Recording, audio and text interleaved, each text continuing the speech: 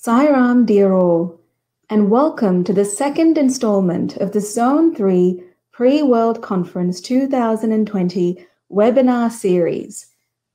We are very fortunate today to have Brother Deviesh Tankaria from the UK, who currently serves as the International Young Adults Coordinator for the Sathya Sai International Organisation. Brother Deviesh has been very fortunately born into a Sai family and is the fourth generation to be under the divine guidance of Sathya Sai Baba. His family are ardent devotees and were with Swami when he visited East Africa in 1968.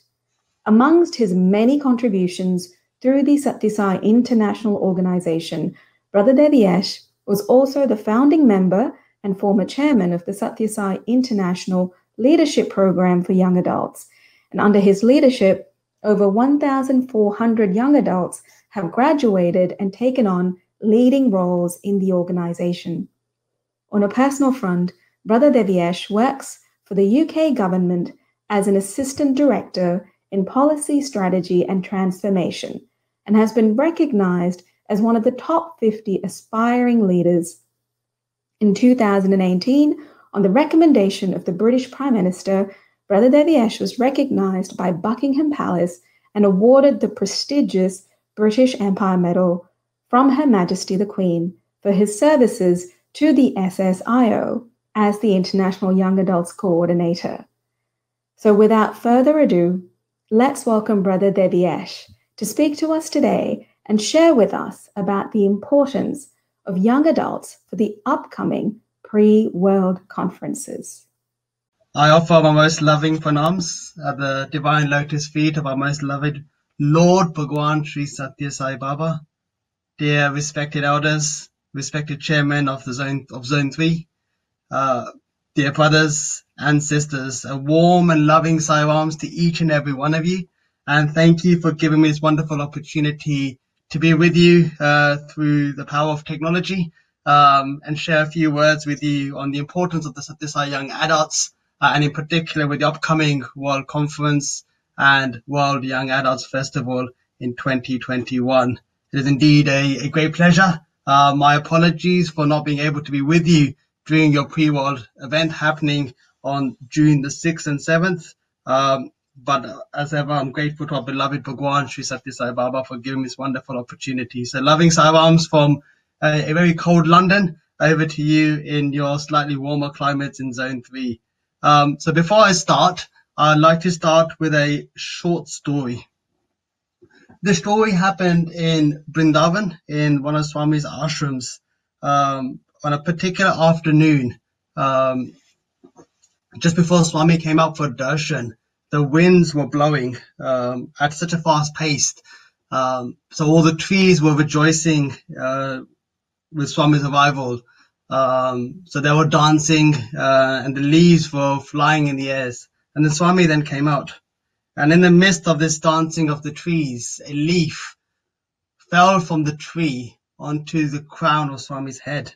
And then Swami then gently picked it and held it in his hand and carried on walking around in the darshan. At that very moment in time, two students saw each other and had exactly the same thought. And the thought being, how lucky is that leaf to fall on the crown of our beloved Bhagwan Sri Sathya Sai Baba. And then Swami then continued to give darshan around all the devotees. And then he stood in front of these two students. And Swami looked at them in their eyes, handed them the leaf, and said, the leaf is not the lucky one. You are the lucky one. Such a powerful message of our beloved Bhagwan to say that he's always with us and he's always guiding us. Bhagwan has said, do not doubt your destiny. It is to merge in the highest wisdom, power and love. Do not waver or stray away. At every step, inquire, discriminate, and search for truth. Be self-reliant, bold and free. Know that you are the instruments of God in a divine task, and there is no justification for weakness. be an example to others in humanity and devotion. He went on to say, your office is a call for spiritual exercise, a reminder of your being under my care and direction. Such profound words of our beloved Lord.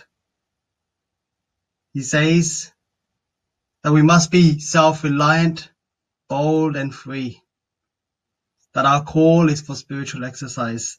And what greater spiritual exercise do we have than this vehicle, the Sathya Sai International Organization, for us to realize that we are truly divine. Bhagwan once wrote a letter to an ardent devotee by the name of Charles Penn. Now, some of you may have heard this story, or may have heard Swami's divine words, but such profound words as Swami said. He said to Charles Penn in an open letter that your mission has begun. Those are my words to you, my devotees. Each of you has a unique and valuable part to play in this lifetime. Only those whom I have called can serve me. So we have a population of about 7.7 billion people. Out of those 7.7 billion people, many know Swami. Out of those many that know Swami, some get an opportunity to experience him. And out of those that get to experience him, only a few are chosen to take leading roles in the organization and do his work. My dear brothers and sisters, we are the chosen ones. At a time where Bhagwan has physically come in his form to bless us and guide us, and we have been given the most sacred opportunity to serve in his divine mission. Bhagwan went on to say, my mission has now reached that point in time where each of you now has work to do. This planet has a purpose in the great galaxy in which is held. The purpose is now unfolding before our eyes. I call upon you to radiate the devotion, the bhakti within you, so that unseen power will envelope into all those who come into your orbit. To successfully perform your part, always remain centered upon me. These are Bhagwan's loving words to say our mission has begun. And he has given us, as I said, this most sacred organization, the Sathya Sai International Organization, for us to practice this as a vehicle for our own individual transformation. So as Sister Veena said at the very start, we will have the upcoming World Conference, which will be happening in Prashanti Nilayam in November this year. And we'll have the World Young Adults Festival, which will be happening the following year. So the theme for the 11th World Conference is Unity is Divinity, Purity is Enlightenment. And then the World Young Adults Festival theme is Satya, which stands for Spiritually Awakening the Hearts of Young Adults.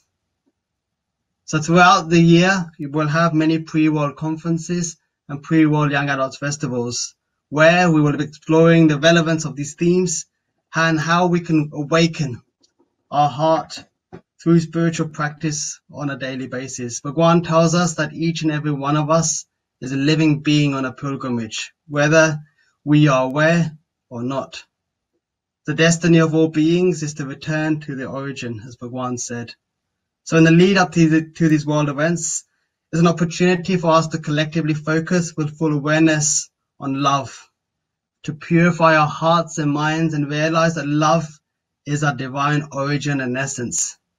In 1964, I believe, Swami beautifully said that I've come to light the lamp of love in your hearts to see that it shines day by day with added luster. I have not come to speak on behalf of any faith or religion. I have not come on any mission of publicity for any set creed or cause, nor have I come to collect any followers. Swami went on to beautifully say, I have no plan to attract any disciples or devotees into my fold or indeed any fold. Bhagwan said, the purpose that I have come is to tell you of this universal faith, this Atmic principle, this path of love, this duty of love, and this obligation to love. So how do we practice this love?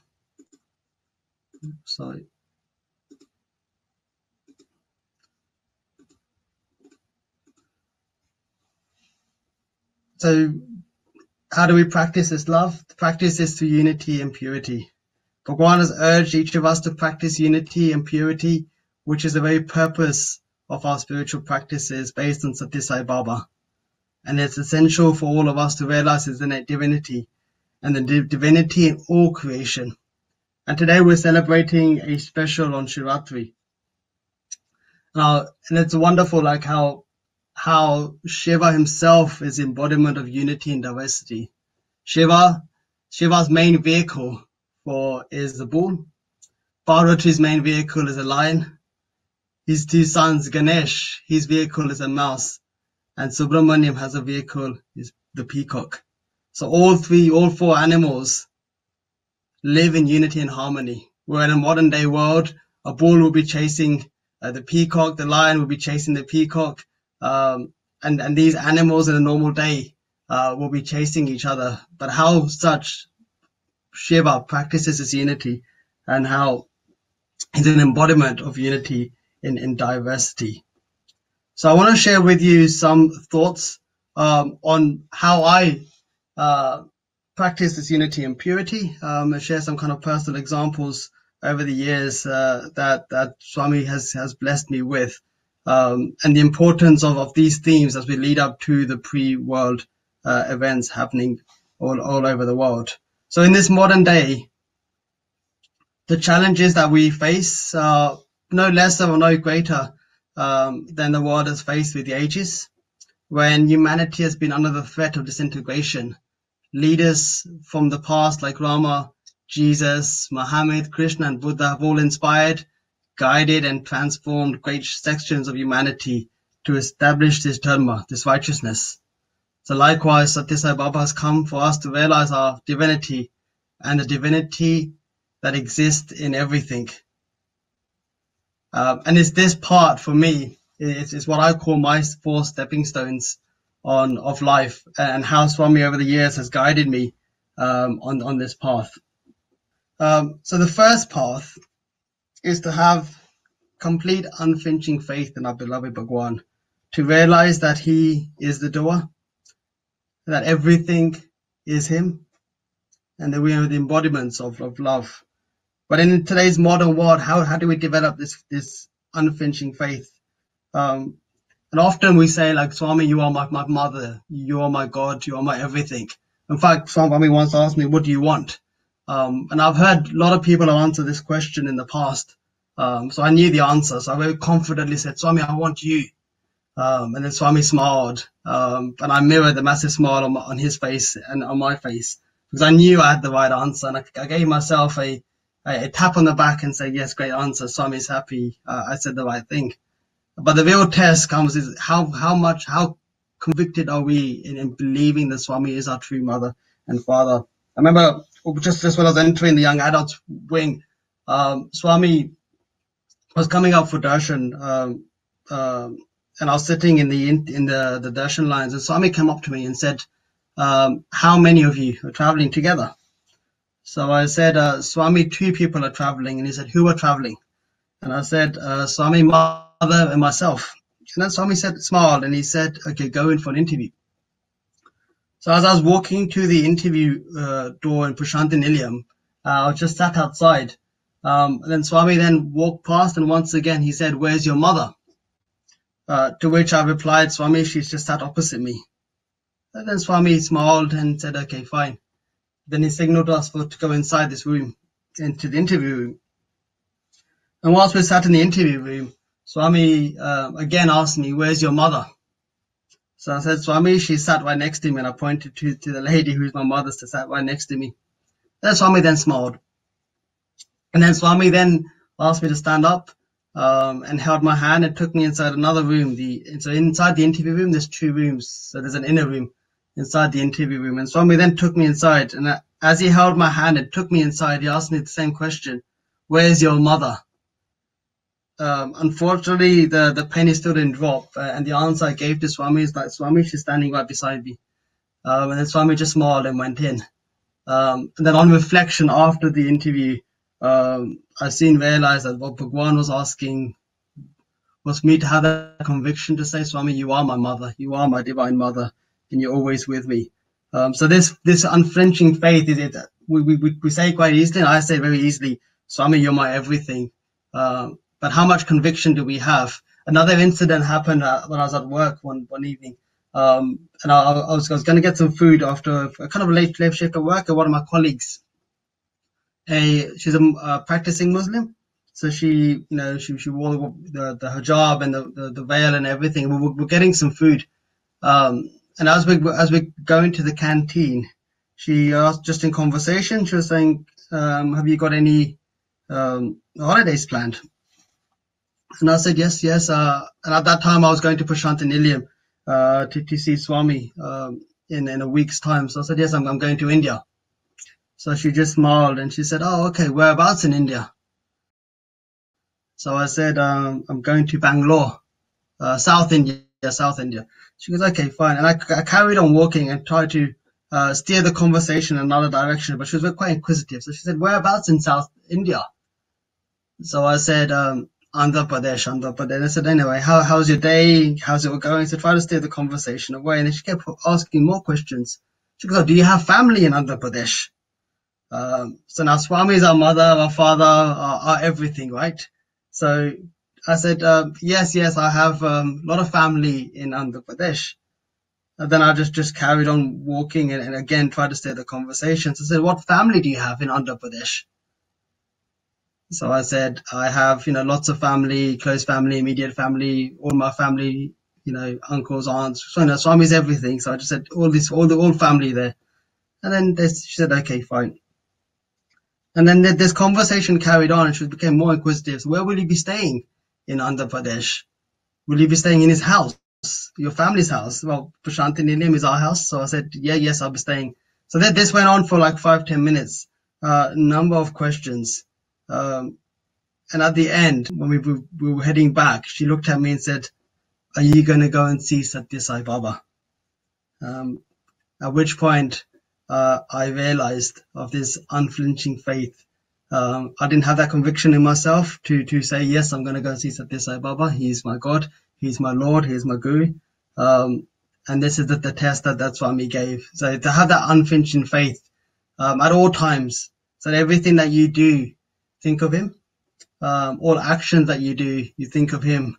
And a nice little test that I do is when you're in times of difficulty, when you don't know what the right answer is, listen to your inner voice and ask yourself just one fundamental question. Would Swami be proud of this? Or would Swami be happy? And if your conscience says the answer is yes, then go ahead. And if it's no, you'll feel it inside of you. And that's always been one of my key conversations, my heart-to-heart connections with Swami, to realize if I'm on the right path or not, and during difficulties of challenges. But it's easier said than done. It comes with other obstacles as well. But I think for me that's always been a sign that he's guiding and always being with us. The second point is to remember and to contemplate and practice his divine teachings. So you may or may not be aware, the Sathya Sai International Organization, the Young Adults Program, we have a number of initiatives that we have for the young adults. And the reason being is to give the opportunities for young adults to take active roles in the international organization, and more importantly, to give them a platform to practice their spiritual discipline. So I'm just going to share with you some of the initiatives that we have, just to give you an overview of the International Young Adults Program, and more of which will be discussed during your pre-world events in June, and through your respected zone and national and regional young adults coordinators. So just to give you a quick highlight in terms of some of the activities that we have in the International Young Adults Program. So I won't go into great detail, but if you go onto our website, sathya.org/YA, you will have the details of all the young adults programs that we have. So the first one we have is Serve the Planet, which I know in Zone 3 is a key project undertaken by the seniors and young adults working together in unity. So it's a program which started in 2013 as a kind of a pilot program that we had. How do we do public engagement? How do we interact with our public organizations? And more importantly, how do we increase the awareness of environmental work with under the guidance of Swami, so the spiritual aspects of environmental awareness. And so since 2013, this project has been growing from strength to strength. And I'm very pleased to see the outstanding work happening across Zone 3 with the young adults and, as I said, the seniors working hand in hand together. So the theme for this year is to focus on community engagement. So over the last 2 years, the theme has been on protecting our planet. And we've done some outstanding work. We had the young adults played a key role in organizing and delivering the Go Green conference at Prasanthi Nilayam. And as a result, the work has expanded twofolds all over the globe. So the last 2 years was focusing on kind of take call to action and things that we should be doing. And this year now we're taking back our learnings and insights and working with other organizations in the local community to enhance that work going forward. We also have a music program. Now we have a series, as you can see on the screen, a number of initiatives. And the reason why we have a number of initiatives is to give a kind of a buffet style choice to all our young adults. What we've found is the young adult program is rapidly growing with Swami's divine blessings. And we have a diverse range of young adults, not only the age group between 18 to 40, but also many young adults in that age group are kind of new to the organization or at different stages. So how do we have a program of activity that will suit all those people within that age bracket from all different types of backgrounds? So which is why we've got like environmental projects, as I said, Serve the Planet. The next one is the Muse music program. So this is a kind of a newly formed committee. It was previously a LASA committee. And LASA said Love All, Serve All, which was a kind of public outreach engagement committee on talking about Swami or singing about Swami's human values and taking that back to local communities. But now we've expanded this piece of work to include devotional and non-devotional music. And as I said, more information is on our website. But the idea is to encourage young adults who want to seek their spiritual practices through music. So we have this activity. We have the Sathya Sai International Leadership Program, which was commenced in 2015. This is giving the young adults leadership qualities to take active roles in international organization. And with Swami's divine grace, we have 1,400 graduates from this program, with another 300 expected to graduate later this July in Prasanthi Nilayam. So the annual program in July is the leadership program, where we have a residential course for 4 days, followed by a graduation ceremony. And the idea is an online training program which starts in January each year and it runs up until July. And it's a series of programs and modules on Swami's Mahavakya, which is to be, to see, to tell. To be, to do, to see, to tell. We have a sadhana program for those young adults that want to actively be involved in sadhana and practice sadhana. We have this year launched a online module and also a residential component, and the application process is online now. It's a series of online modules followed by a structured program in Prasanthi Nilayam in November. So this ties in with the World Conference theme as well. So we want the young adults who are also coming for the World Conference to give them opportunity to also take part in the sadhana program before the World Conference takes place. We have a data team. So this is a specialist team. So, just like the young adults media team that we have specialist skills for young adults to take part. On our active media sites, we have on Facebook, Instagram, and Twitter, it's our young adults, and opportunities for young adults to show their creative side, whether it being editorial or design or graphics or video editing. Each month, we also launch Insights, which is a global webinar facilitated by senior devotees in the organization. And it's not only open for young adults, it's open for all devotees on various topics. So this month's topics is on music and the importance of music. The future generation of the young adults is something quite close to our hearts. So we also have a structured program on how do we support the group 4 when they transition to the young adults program. So this is still work in progress. But we're looking to develop structured programs so that young adults can take group 4 children have a seamless transition into the young adults program. We've seen globally that this group tends to be the largest group that kind of phase out after they finish SSC. So how do we have a program in place so we don't lose these young adults, but give them the support to then go on to be part of the young adults program. And we finally launched a new subcommittee with these international engagements. So this is us working in engaging with other organizations such as the United Nations in sharing Swami's work and the premise of the international organization and his human values. So the young adults teams have participated in various activities in all over the world, especially with the United Nations. Recently, they've just done an event in New York, but previously they were in Kenya, Washington, London, France. So all over the world, they represent the international organization. And in fact, this committee was sparked with a young adult in Zone 3 who attended the United Nations Youth Assembly, and he went back and said it'd be a great idea for the international organization to adopt a structured program where young adults like myself can go to partner organizations and spread Bhagwan's work. So really glad that the feedback that we received from the young adults from your zone has sparked this fantastic program of activity. And each year in Prashant Nilayam, we have various global activities where young adults all over the world come to perform annual events. And as I mentioned, July tends to be the main season for the young adults with the holiday season in most parts of the world. And we have various structured programs that we have in place each year. And importantly, we found over the last 2 years that 60% of people that have been coming into the young adults program and taking part in various initiatives actually new to the organization or have never even seen Swami. So we're seeing a big shift globally in terms of the devotees coming into the organization and wanting to take active roles in the organization. So those were the remember, contemplate, and practice, and always remember him in everything that we do.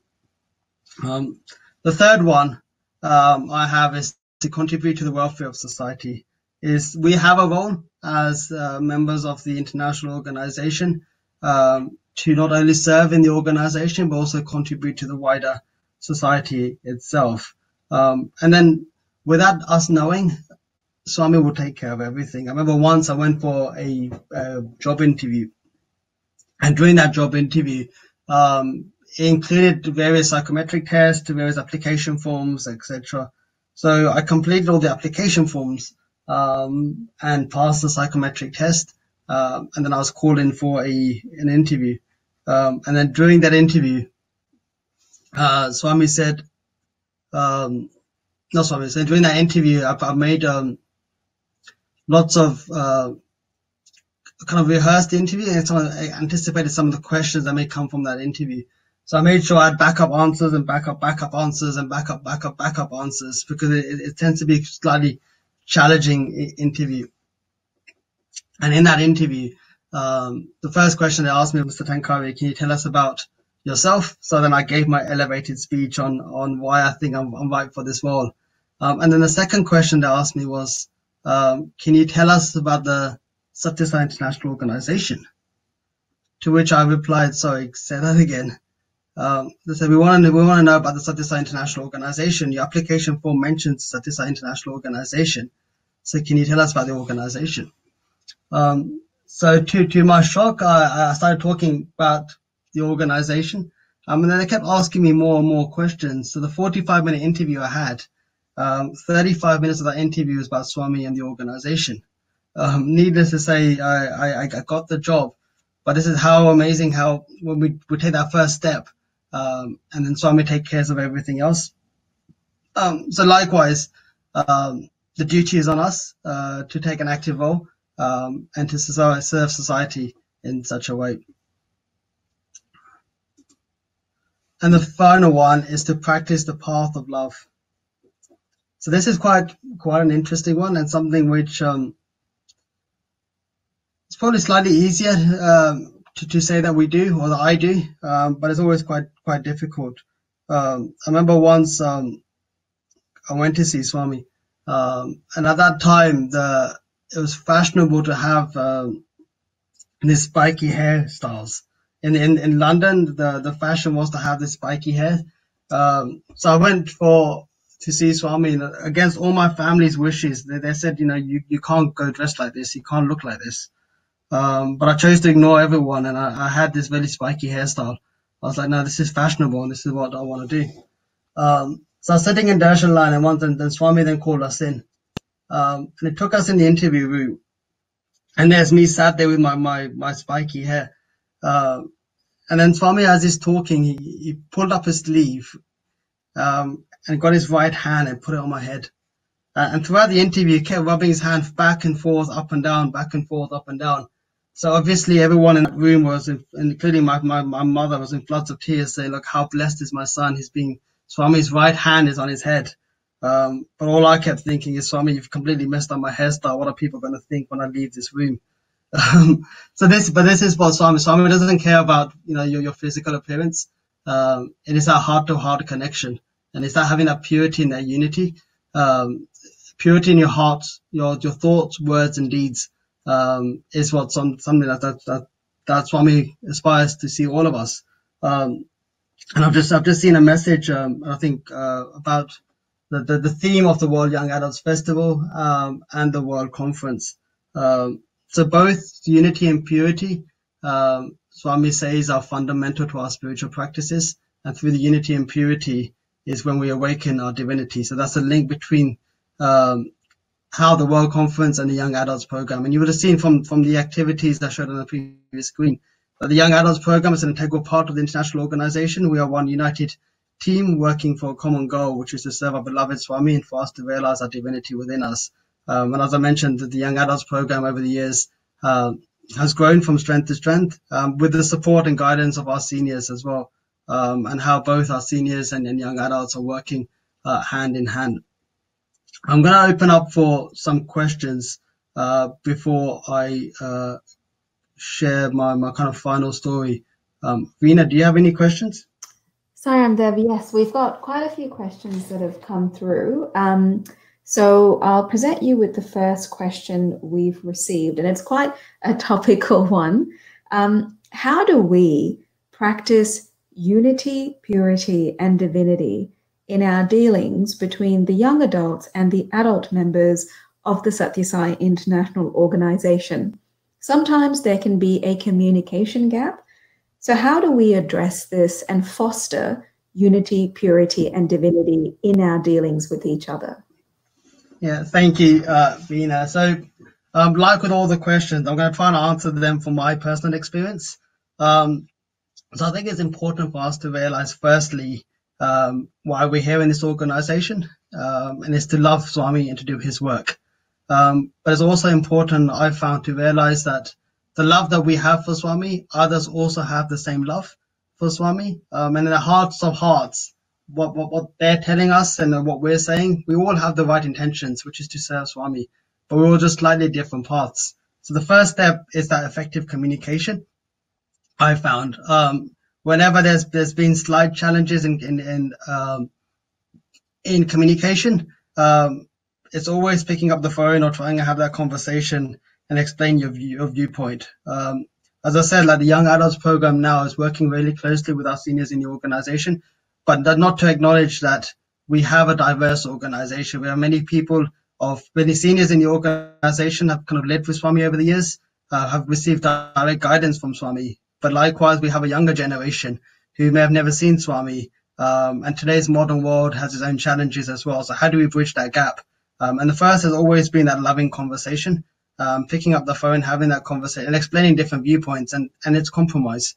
And to have that compromise and have that deep understanding that everyone is coming from that right place, and that we all must have that firm conviction, and that sense of the sense of love for each other, and to take decisions together collectively. I remember once I asked Swami, so when I was going for university, Swami was asking me about my course and everything I was doing. And he said, what are you going to be studying? So I said, Swami, computer science. And then without even thinking, I said, Swami, that's okay, right? Thinking that Swami would just acknowledge, because he was in a very happy, joyful mood. And then Swami then turned around and said, no, don't do it. Then I said, Swami, what do you mean don't do it? I have to do it because, I'm starting, and I was literally starting university in 2 weeks' time. So I said, Swami, there's not an option. I have to do it. What do you mean don't do it? And then Swami then looked at me, and that look said it all. Not to ask a question just for the asking the question, and to listen, and to take directive, and to take instructions and work. But then Swami then lovingly said, okay, fine, do it. But then he went on to say, don't make your mind like a computer.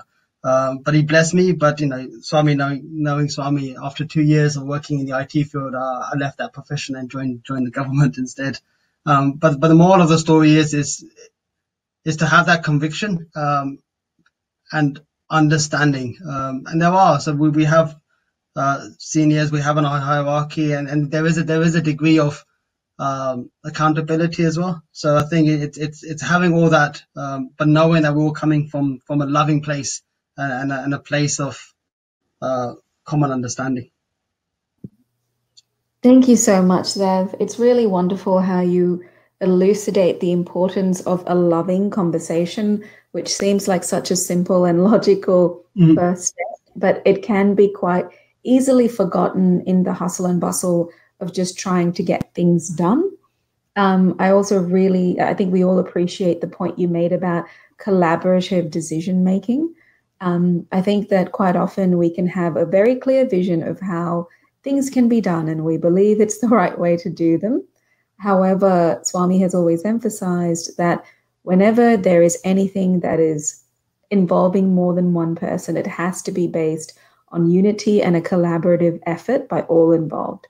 So thank you again for clarifying those points. Our next question comes from one of the young adults as well. So the question is, the unflinching faith in Swami, even with his personal assurance to you, can dwindle as the illusions of the world take over. And you yourself acknowledged just then how the modern world can be quite full on and intoxicating. So in light of that, and now that Swami has physically left the world, it is so easy to lose that faith just generally, and even more so in really testing situations. So as the International Young Adult Coordinator, as a professional, as a fellow human being who wants to walk the path set out by Swami, you probably encounter many situations when it comes to people management, loving communication, and other challenges. What are the actual sadhanas you do that really help you to maintain your faith, especially when you are no longer physically near to Swami? Yeah, thank you very much. Such a beautiful question. So having, as Veena said at the start, as a fourth generation of Bhagwan's divine fold, I grew up as a young boy, seeing Swami on a kind of yearly basis, and I kind of saw him as growing up as a kind of uncle figure, then a father figure, then a grandfather figure. I never actually comprehended that he was God until kind of later, until I was about 24, 25. So much later than I've actually comprehended that, Bhagwan is actually God. So I grew up with that physical form. And how do I connect?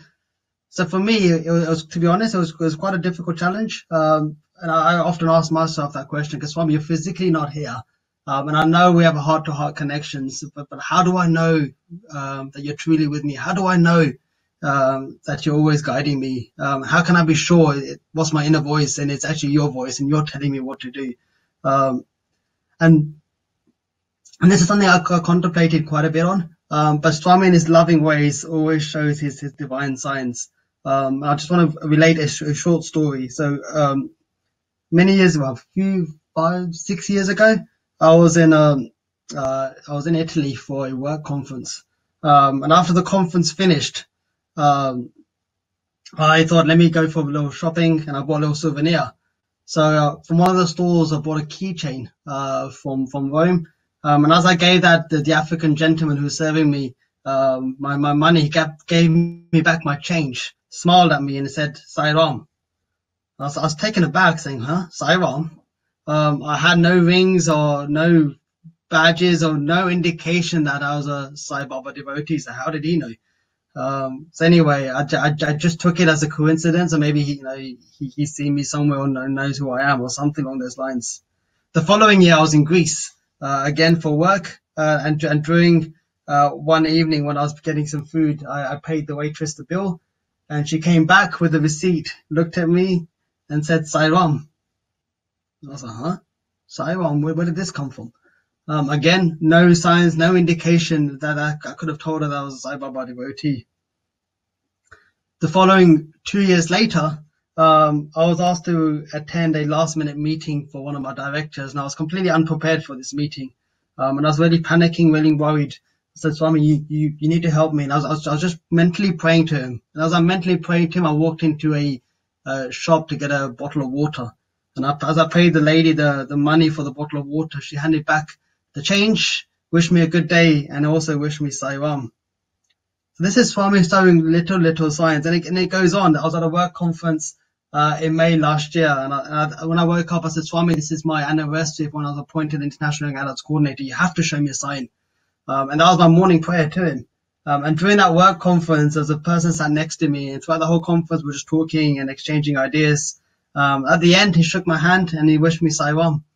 So these are little signs to show from Swami to show that he's always with us, that he's always guiding us. And a little practical tip that I have is every morning is to spend a minute just praying to Swami in silence. So it's not a long period of time, but that 1 minute helps me connect with him.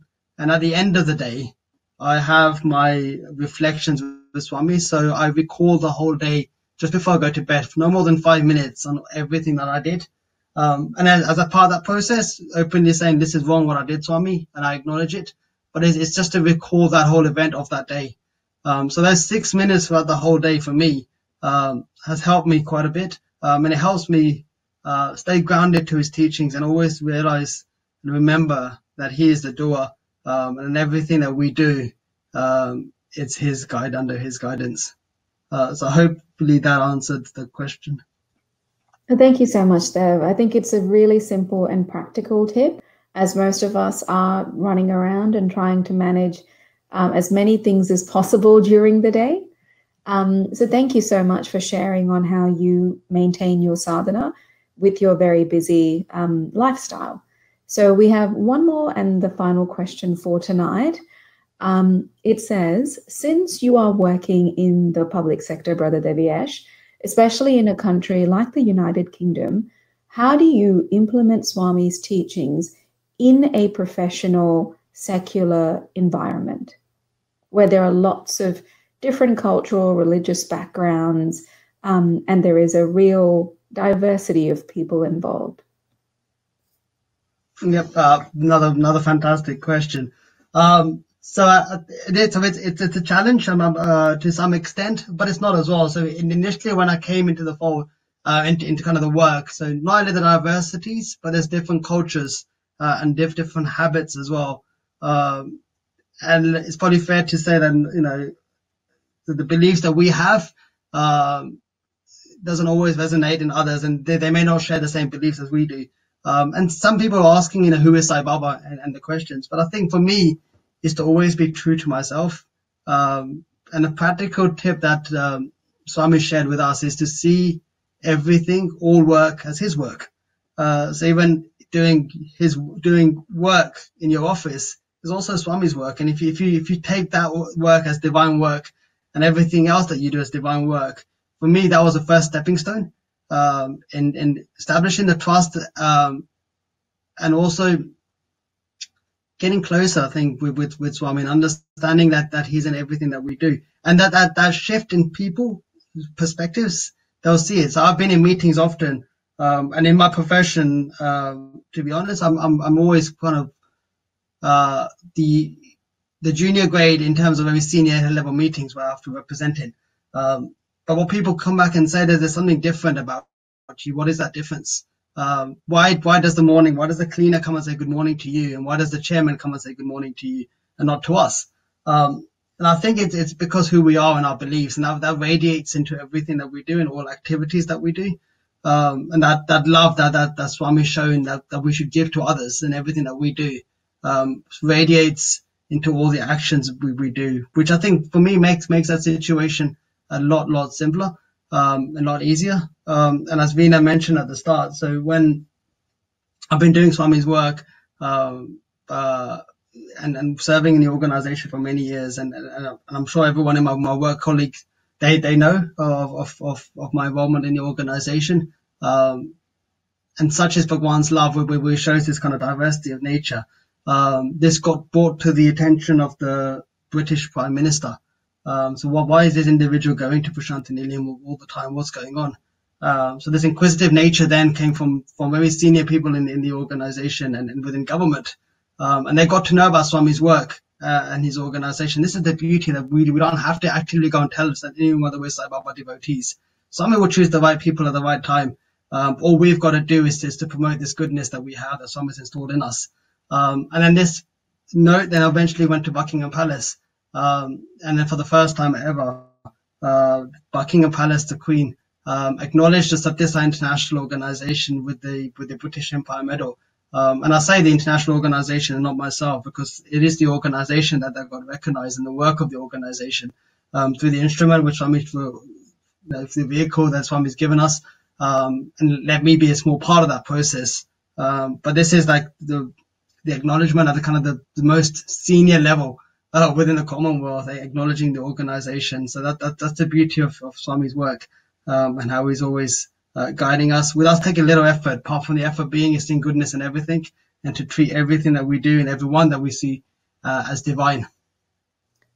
Thank you so much, Brother Deviesh. So I think that's all the time we have for questions this evening.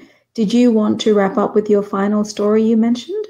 Yeah, just firstly to thank you all for this amazing opportunity. But on the topic of love, I remember there was one Swami called us for an interview, and then he took us in this inner room, and there's a small chair. There's a chair for Swami. There's two chairs at the back of the room, and a footstool. And I sat. So Swami said, "I'll come back in a minute," and he went out. And I was with my mother, so I thought, let me sit as close as possible to this footstool so I get the best darshan. And mother saying, no, you can't sit that close. How's Swami going to get in? So we're having this argument while Swami stepped out of the room. I was like, no, I'm going to sit as close as possible. And she's pulling me back saying, don't do that. You can't sit that close. Give some room for Swami. Anyways, I chose to ignore, and I just sat as close as possible to the footstool and as close as possible to Swami. And then Swami then walked in, and the first thing that he said was, why are you sitting there? Move back. So, the monkey mind, despite being so close to Swami, sitting, so in the physical form, so close to him, the monkey mind's like, oh, I really wanted to be that bit closer, but never mind. So I sat back, and then Swami then sat down, and then he said the most wonderful thing, which is, he said, why you sat so far? Then he opened his arms, and he said, come closer, and then had that conversation in the interview room and in his embrace. And I just wanted to share that loving Swami, how he's always with us, how he's always guiding us, and how he's always been with us at all times and every time. When we've got a simple task, and our simple task is just to surrender everything to his lotus feet, and remember that we are the instruments, and he's the doer in everything that we do. So I pray in the lead up to your pre-world events and happening in June the 6th and 7th, that you all collectively get to rejoice and live Swami's teachings in a collective way. And I pray that our beloved Swami continues to guide us all. And I thank you once again for this opportunity to share a few words with you. And hopefully one day I'll be able to come see you all in person in your wonderful zone. So thank you once again, and loving salams to each and every one of you. Thank you so much, Brother Deviesh. What a wonderful session we've had with you. And yes, we look forward to having you in Zone 3 one fine day soon. We really want to appreciate you for talking to us about your passion for working in the Sathya Sai International Organisation and the many blessings that opportunity has brought upon you, for your incredible relationship with Swami, and for sharing it with us your 4 stepping stones Number 1, unflinching faith. Number 2, remember, contemplate, and practice. Number 3, contribute to the welfare of society. And number 4, practice the path of love. Thank you so much again, dear brother. Jai Sri Sai Ram.